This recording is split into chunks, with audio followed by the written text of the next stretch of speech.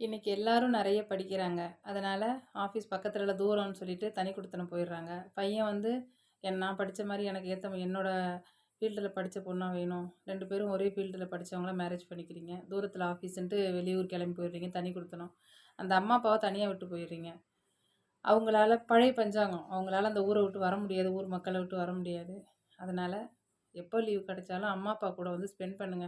எனக்கு என்னைக்கோ ஒரு நாள் தான் லீவ் கிடைக்குது. நான் வீட்ல படுத்து தூங்குறேன்னு இல்லாம, அப்படி பண்ணுங்க. வயசு இருக்கும்போதே சம்பாதிச்சுக்கணும். நான் இல்லைன்னு சொல்லல. அதே மாரி அம்மா, அப்பா, சொந்த பந்தம், உற்றார் உறவினர்களும் நமக்கு கண்டிப்பா வேணும் இல்லையா? இல்லன்னா அம்மா, அப்பாவ புரிய வச்சு கூட கூட்டிட்டு போங்க. தனியா விட்டுட்டு போகாதீங்க. சரிங்களா? ஏன்னா தனிமை வந்து ரொம்ப கொடுமையானது. நான் ஒரு வீடியோ போட்டிருந்தேன். அதுக்கு ஒருத்தவங்க வருத்தம் தெரிவிச்சிருந்தாங்க. மாமியார், மாமனார் தான் கொடுமைப்படுத்துறாங்களா? மருமக கொடுமைப்படுத்தலையான்னு. எத்தனையோ மருமகள் கொலை பண்ணிட்டு ஜெயில்ல இருக்கிற மருமகள்லாம் இருக்காங்க. நான் ஒரு சிலருக்கு தான் சொல்லியிருக்கேன்.